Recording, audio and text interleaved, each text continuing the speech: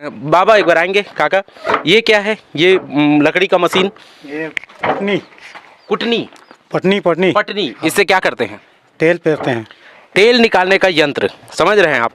क्या नाम है आपका? महरू। आप भी असुर जनजाति से हैं? अच्छा, तो महरू काका हैं और ये भी असुर जनजाति से हैं। अभी कहीं से आ रहे हैं और इनके हाथों में ये धनुष और ये तीर। क्या कर रही हैं दादी? पटिया का पटिया बोलते हैं इसको? क्या नाम है आपका?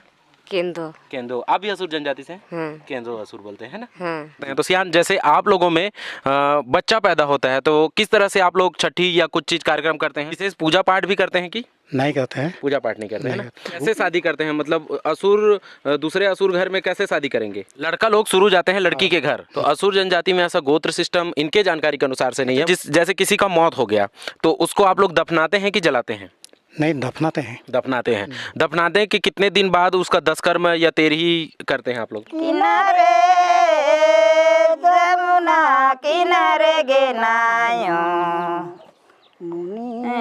हरला ठोकनो गे नायो। छत्तीसगढ़ और झारखंड बॉर्डर के घनघोर जंगलों के बीच में रहते हैं असुर जनजाति के लोग। असुर एक ऐसी अनोखी जनजाति है जिसे भारत के सबसे प्राचीन जनजाति का दर्जा भी मिला हुआ है। इतना प्राचीन कि इनका उल्लेख वेद, पुराण, महाभारत और रामायण जैसे हिंदू ग्रंथों में है। इतना प्राचीन कि इनका संबंध सिंधु घाटी सभ्यता से भी बताया जाता है।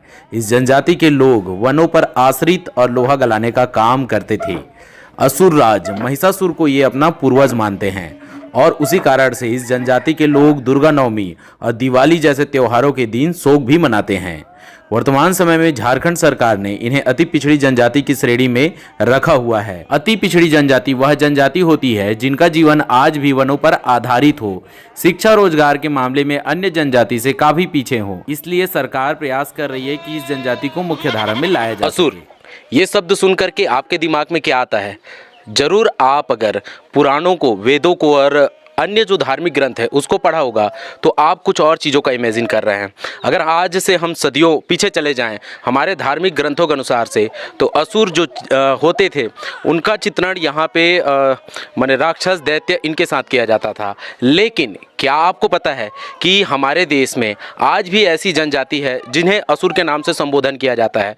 तो नमस्कार साथियों, मेरा नाम कौशल गोस्वामी है और आप सभी का स्वागत करता हूं मैं हमारे एक और नए इस बेहद ही खास और महत्वपूर्ण से एपिसोड में। भारत एक खोज यूट्यूब चैनल का टीम इस वक्त छत्तीसगढ़ और झारखंड के बॉर्डर में यात्रा कर रही है। जसपुर के जंगलों और पठारों में असुर जनजाति के लोग माघ त्योहार की तैयारी कर रहे हैं, जिसमें हम भी शामिल होने चले गए। ससुराल है कि? हाँ, ससुराल है। कोरवा में मतलब पहले थी, आजकल असुर जाति। अच्छा अच्छा, में शादी कर ली। तो कोरवा जनजाति अपना कहाँ से आए हो? आपको मायके कहाँ है? खोंगा, ग्राम खोंगा। खोंगा। कोरवा जनजाति से असुर जनजाति में कैसे शादी की हो जाता है? हाँ, हो जाता है। Love marriage. आपके लव हस्बैंड? मैरिज के बाद में शादी। फिर अरेंज? हाँ, घर वाले मान गए? मान गए। क्या बात है। तो अभी यहाँ का रहन सहन आपको बढ़िया लगता है? मस्त। हाँ, बढ़िया लगता है। तो उधर जहाँ रहते थे उधर भी ऐसी जंगल पहाड़ सारा कुछ था? हाँ।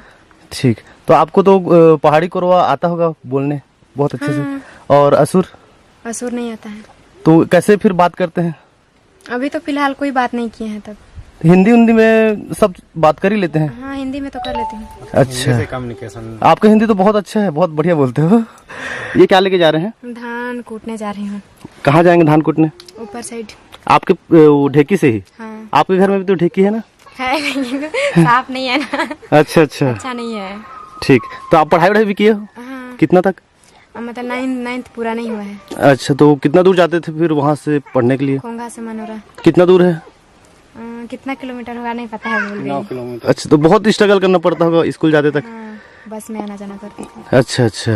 तो अभी हम गांव घूमते घूमते एक ऐसे जगह में पहुंचे हैं जहां ढेकी, आप देख सकते हैं, मैं नज़दीक से दिखाऊंगा कि ये जो ढेकी है यहाँ पे एक अम्मा है वो ढेकी को कूट रही है और यहाँ पे कुछ जोहार अम्मा, क्या नाम है आपका? राधी। राधी। हाँ। अच्छा, तो ये क्या निकाल रहे हो आप? क्या कूट रहे हो? गुड़ा। गुड़ा? हाँ। माने चावल का? चावल का। तो इसका क्या बनेगा? रोटी। रोटी। हाँ। तो कुछ खास त्योहार है क्या? हाँ, माघ। माघ त्योहार है, कब है? काल कल है। तो कल इनके यहाँ माघ त्योहार मनाया जाएगा, जिसके लिए, हाँ आप कुटते रहिए, जिसके लिए ये है ये ढेकी में, आप ढेकी को देखिए, ढेकी में यहाँ पे कूट रहे हैं चावल को, और इसका एक रोटी बनता है विशेष तरह का। जो रोटी ये गुड़िया है यहाँ पे उसको छन्नी से उसका दाना शायद साफ कर रही हैं, तो इसी से रोटी बनाया जाता है। कल त्योहार है इनके यहाँ। और उस ओर जतरी है। कहना क्या चाहता हूँ, पीछे चलेंगे, कहना ये चाहता हूँ कि जो ग्रामीण क्षेत्र में, खास करके जंगलों के बीच में जो ग्रामीण क्षेत्र होते हैं, वैसे जगहों में जो आदिवासी जनजाति के लोग रहते हैं तो अपने सारे साधन को अपने पास ही वो जुटा करके रखते हैं। बाबा एक बार आएंगे, काका ये क्या है, ये लकड़ी का मशीन, ये पटनी कुटनी, पटनी पटनी पटनी, इससे क्या करते हैं? तेल पेरते हैं। तेल निकालने का यंत्र, समझ रहे हैं आप कि हम तो फिलहाल तेल निकालते नहीं है शहर के लोग, हम लोग तेल का पैकेट खरीद लेते हैं, लेकिन जो गांव के लोग होते हैं तेल भी अपने घरों में निकालते हैं। तो क्या चीज़ का तेल निकालते हैं? जटगी जटगी जटगी। और सरसों का? सरसों का भी निकालते हैं। हाँ। तो कैसे निकालते हैं इसका थोड़ा बताएंगे। ये 2 लकड़ी आप लोगों ने लगा के रखा है, उसको एक जगह से यहाँ लॉक हुआ है, एक यहाँ लॉक हुआ है। तो जो सरसों है, सरसों को शुरू किस तरह से भिगाते हैं, रात को पकाते हैं, क्या करते हैं? नहीं, उसको अति करते हैं। सरसों को एक जगह इकट्ठा करते हैं। हाँ, इकट्ठा करके क्या में रखते हैं? कुटाई करके बस उसको पेरते हैं। अच्छा, सरसों को शुरू कूटते हैं। हाँ। कूट करके कुछ कपड़े में रखते हैं कि नहीं, तो नाचू में सीधा पोटली बनाते हैं कि नहीं बनाते हैं? बनाते हैं पुटली। पोटली बनाते हैं ना। तो पोटली को कहाँ रखते हैं इसमें? इसमें नीचे, ये दोनों के बीच में। हाँ बीच में। ये जो लकड़ी देख रहे हैं, यहाँ 2 लकड़ी है, एक लकड़ी नीचे है, एक लकड़ी ऊपर है, काफ़ी भारी लकड़ी है। तो ये दोनों लकड़ी के बीच में सरसों या जटगी, जो तेल निकालने के लिए फल है, छोटे छोटे होते हैं, कुचवा लगता है। उनको यहाँ पे निकाल करके डाल दिया जाता है, कूट करके एक सफ़ेद माने पुड़िया में कपड़े के। फिर उसके बाद यहाँ से कैसे दबाते कैसे हैं इसको? इसको यहाँ लगा कर इससे दबाते हैं। यहाँ क्या लगाते हैं? यहाँ मतलब पैर से दबाते हैं कि नहीं, लकड़ी। लकड़ी से? अच्छा, लकड़ी इसमें एक फंसेगा। हाँ। एक लकड़ी यहाँ फंसेगा। अच्छा, उदाहरण के लिए हमारे शिव सर ले भी आए, लाइए तो एक बार लकड़ी। ऐसे करेंगे। हाँ, बताइए तो लगा के। अच्छा, वो पूरा सेट होगा, ऐसे करके ये बाहर आ जाएगा। हाँ, अब इसमें एक लकड़ी माने लंबा लकड़ी होगा जो वहाँ तक जाता है। ये इसमें फिर यहाँ से पैर से दबाते हैं, क्या में दबाते हैं? पैर से दबाते हैं। पैर से दबाते हैं। हाँ। तो तेल निकलना चालू हो जाता है इधर। हाँ, चालू हो गया। तो काफ़ी अद्भुत प्रक्रिया है। देख रहे हैं आप कि गांव में, हम असुर जनजाति के गांव में घूम रहे हैं। यहाँ एक और जो ढेकी है उससे कूटा जा रहा है चावल को कल के त्यौहार के लिए, ताकि रोटी बना सके। उसके नज़दीक में जतरी है, उससे पीसा जा सकता है उड़ीद वगैरह, वो बड़ा बनाने के लिए, मतलब वो भी रोटी बनाने के लिए। यहाँ तेल निकालने के लिए भी एक विशेष तरह का यंत्र ये इस्तेमाल करते हैं। कहना यही चाहता हूँ कि किसी भी चीज़ के लिए सिवाय नमक के अलावा कोई भी बाहरी चीज़ इन लोग नहीं खरीदते हैं। आज आधुनिक के समय में थोड़ा हल्दी मसाला वगैरह इन लोग खरीद रहे हैं, नहीं तो किसी समय में ये पहाड़ों में ही अपना सारा संसाधन जुटा करके रखते थे और सारा चीज़ ये अपने घरों में ही बनाया करते थे। तो भाई साहब ये देख सकते हो, ये है इसका भी तीर धनुष। पहाड़ों में रहने वाले जनजाति समुदाय के लोग जब अपने घरों से निकलते हैं और कहीं भी जाते हैं तो साथ में अपने धनुष और तीर को जरूर रखते हैं। एक काका हैं, वो काका कहीं गए हुए थे तो ये तीर और धनुष ले करके वो गए हुए थे, तो हमने उन्हें देखा। क्या नाम है आपका? महरू। आप भी असुर जनजाति से हैं? अच्छा, तो महरू काका हैं और ये भी असुर जनजाति से हैं। अभी कहीं से आ रहे हैं और इनके हाथों में ये धनुष और ये तीर, इसको कौन, आप ही बनाते हैं? कौन बनाता है इसको? खुद बनाया? खुद मैं। अच्छा, तो ये अपना सुरक्षा के लिए है। अच्छा, तो ये जैसे पहाड़ों में हम घूमते हैं तो कभी भालू मिल गया या कभी कोई और हिंसक जंगली जानवर मिल गया, तो जो जनजाति लोग हैं वो अपने साथ इन चीज़ों को जरूर रखना पसंद करते हैं। पानी लाने गए थे आप? कपड़ा धोने गए थे? हाँ, बच्चे लोगों का। अच्छा, गांव घूमते घूमते हम एक ऐसे स्थान पर पहुंच चुके हैं, जैसा कि हमने शुरू में बताया था कि 17-18 घर यहाँ पे है, शायद तक एग्जैक्ट पता नहीं है, 12 भी हो सकते हैं। फ़िलहाल एक ऐसे लोकेशन में है जहाँ पे ये पैरा जो रखा गया है, धान का जो बाली होता है, धान का जो पौधा होता है, वो उसको सुखा करके ऐसा रखा जाता है। और उसके नीचे में कुछ महिलाएं हैं जो यहाँ पे कुछ काम कर रही हैं, तो उनसे हम जानेंगे क्या कर रहे हैं वो और किस तरह से है उनका। दीदी जोहार, क्या नाम है आपका? बिरसी। बिरसी। ये क्या कर रहे हैं दीदी?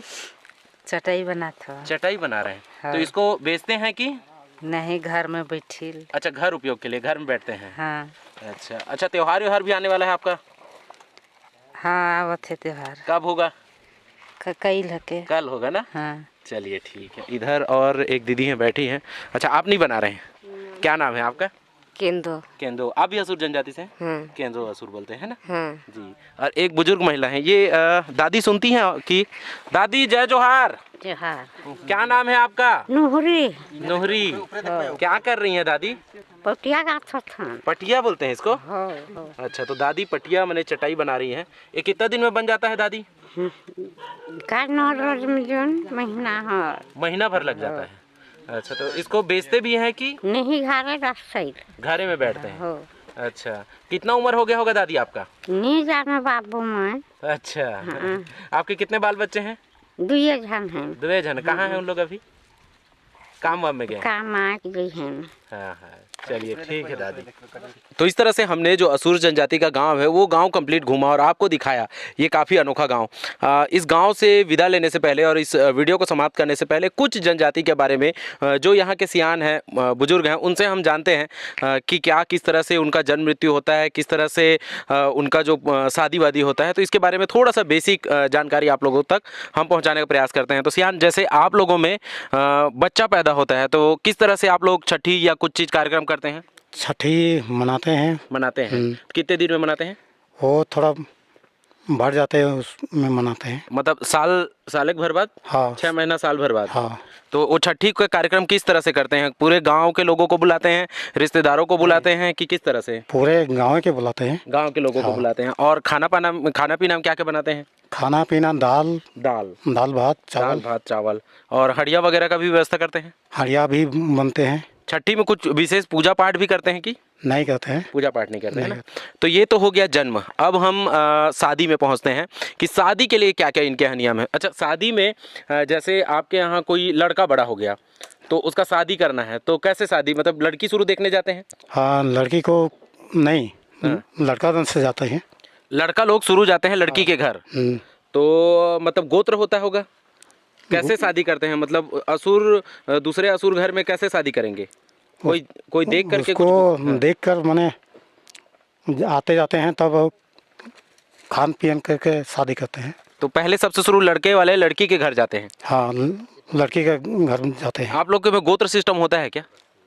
गोद जो मतलब नहीं बोलते हैं, एक असुर दूसरे असुर के यहाँ शादी कर रहा है, जैसे अन्य जनजाति में होता है कि कभी कभी भाई बहन भी निकल जाते हैं, तो भाई बहन ना निकले तो उसके लिए क्या नियम, मतलब कैसे जानते हैं? नहीं, वो भाई बहन में नहीं करते हैं। हाँ, भाई बहन में तो करेंगे ही नहीं, लेकिन एक गोत्र होने से क्या है ना, सेम माना जाता है। तो ये ऐसा सिस्टम नहीं है, बोलिए। नहीं है। अच्छा, तो असुर जनजाति में ऐसा गोत्र सिस्टम इनके जानकारी के अनुसार से नहीं है, मुझे पता नहीं है। अगर आप जानते हैं तो मुझे नीचे कमेंट सेक्शन में कमेंट कीजिए और बताइए कि क्या ऐसा सिस्टम है। फिर जैसे लड़का वाले लड़की के घर गए तो लड़की वालों से हाथ मांगेंगे उसके माता पिता से। हाँ, माता पिता से मांगते हैं। उसके माता पिता जैसे राजी हो गए तो शादी के लिए आप लोग बाराती लेके जाएंगे? हाँ, बाराती लेके जाते हैं। तो बाराती में गाजा बाजा होता है?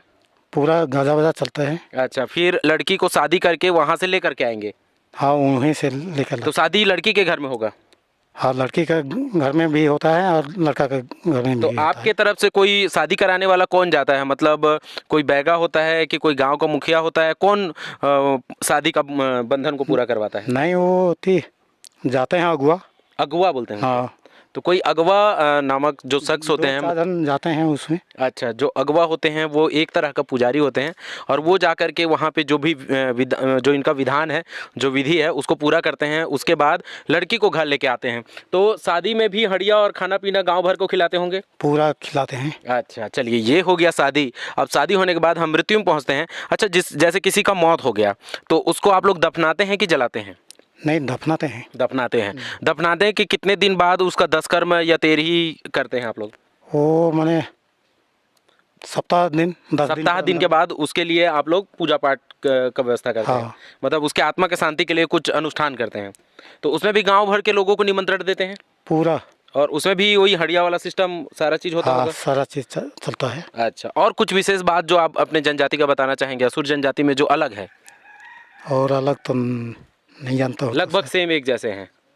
चलिए ठीक है। तो ये हमने आपको असुर जनजाति का गांव दिखाया, साथ ही साथ एक सियान से लाइव बातचीत के माध्यम से हम लोगों ने जाना कि कैसे जन्म होने के बाद बच्चे का जो छठी है वो कैसे किया जाता है, देन उसके बाद शादी का क्या विधि विधान है, उसके बाद मृत्यु हो जाने पर किस तरह से दशकर्म या अंतिम संस्कार किया जाता है। तो आज का जो ये एपिसोड है असुर जनजाति पर खास डेडिकेटेड था। मुझे पूरा विश्वास है कि आपको यह एपिसोड काफ़ी पसंद आया होगा, और अगर आपको पसंद आया, आप हमारे इस चैनल में नए हैं, अभी तक हमारे इस चैनल को सब्सक्राइब नहीं किया है, तो नीचे एक सब्सक्राइब का बटन दिखाई दे रहा होगा, जिसे अगर आप दबा देंगे तो जो भी हम इसी तरह से वीडियो बनाते हैं वो आप तक आसानी से पहुंचता रहेगा। और बेल और ऑल को प्रेस कर लेंगे तो नोटिफिकेशन के माध्यम से सारा जानकारी